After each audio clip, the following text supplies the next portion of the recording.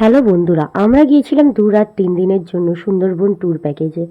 তো আমাদের জার্নি শুরু হয়েছিল আসানসোল জাংশন থেকে। আসানসোল থেকে হাওড়ার জেনারেল টিকিট ধরে মিথিলা এক্সপ্রেসে আমরা গিয়েছিলাম হাওড়া।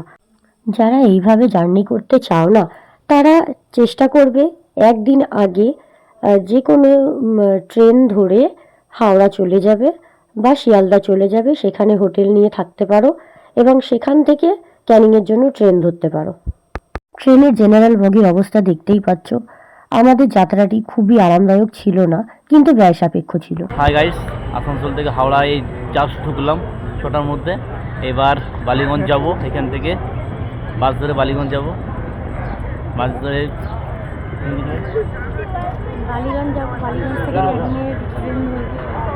ক্যানিংয়ে ট্রেন ধরবো। ক্যানিংয়ে ট্রেন ধরে আমরা লঞ্চে চাপবো। সব পুরো ভিডিও আপনাদেরকে দেখাবো, দেখবে। Bye bye. হাওড়া থেকে বালিগঞ্জ যাওয়ার জন্য বাস 6:30টার আগে ছিল না, তাই আমাদের নিয়ে নিতে হলো ক্যাব বুক করে আমরা চলে গেলাম বালিগঞ্জের উদ্দেশ্যে। যাওয়ার পথে এই দেখো, এটা আমি, আমার মেয়ে, আমরা পুরো ফ্যামিলি মিলে এই ট্রিপটা গিয়েছিলাম। আমার হাজব্যান্ড বলছে সেটাই। যাওয়ার পথে এই দেখো হাওড়া ব্রিজ, তোমাদেরও দেখাচ্ছি। এখান থেকে মা গঙ্গাকে প্রণাম করে চললাম আমাদের যাত্রার উদ্দেশ্যে।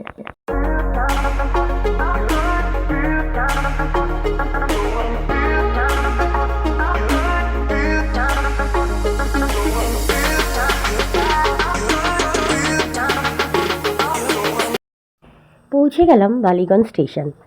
বালিগঞ্জ স্টেশন থেকে ক্যানিংয়ের জন্য ট্রেন নেব। এইখানে একটা কথা না বললেই পারছি না, ওই দিন আমাদের কপালটা খুবই খারাপ ছিল।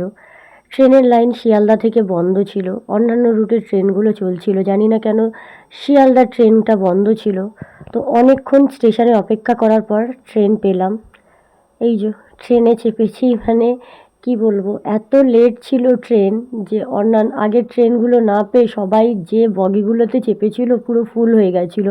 আমাদের শেষে এই মাল চাপানোর বগিতে উঠতে হয়েছে, যার মধ্যে সবাই মাছ নিয়ে যাচ্ছে। কোনো রকমে ওতেই উঠে পড়েছিলাম। এই যে আমার হাজব্যান্ড দেখাচ্ছে যে সবাই কীভাবে মানে জার্নি করে এই লোকাল ট্রেনগুলোতে। যারা এই ক্যানিং যাবে তাদেরকে কিন্তু এই লোকাল ট্রেনগুলোতেই যেতে হবে, আদার্স অপশান কিন্তু সেইভাবে অ্যাভেলেবেল নেই ক্যানিং যাওয়ার জন্য। হাই গাইস, এটা ট্রেনে যাচ্ছিলাম, লোকাল ট্রেনে যাওয়ার সময় এটা দেখলাম অনেকক্ষণ ধরে কী আছে বুঝতেই পারছিলাম না।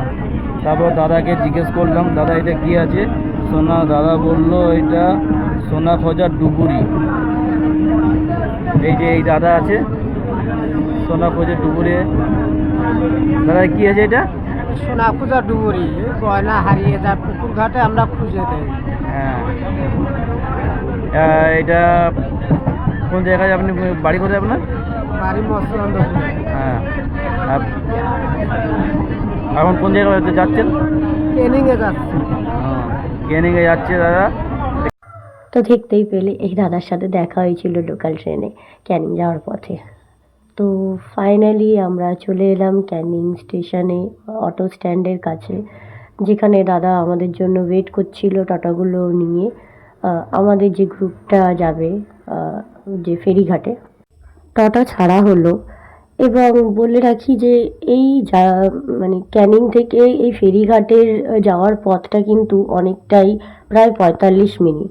অনেকের এটা হয়তো বোরিং মনে হবে, কিন্তু আমাদের সেরকম লাগেনি। আমি তো যাওয়ার পথে এই নেচার, এই গ্রাম বাংলাকে খুবই এনজয় করছিলাম। ফাইনালি চলে এলাম ফেরিঘাটে। এখান থেকে এবার 2 রাত 3 দিনের আমাদের এই যাত্রাপথ শুরু। দেখো বোটের দাদারা আমাদের সাহায্য করছে একে একে বোটে ঠিক মতন যাতে আমরা উঠে যেতে পারি তার জন্য। সুন্দরবন বোর্ডের মধ্যে বসে আছি, সুন্দর ভিউজ আসছে পিছন থেকে, দেখতে পাচ্ছেন। তো দেখতেই পাচ্ছ এই বোটের যে ডেকগুলো এইটা বেডের মতন করা আছে, এখানে সবাই রেস্ট নেয়। আর বোটের দুটো মুখের দিকে এক পাশে ইঞ্জিন আছে, যেখানে কিচেন আছে বোটে, আর একদিকে ওয়াশরুম।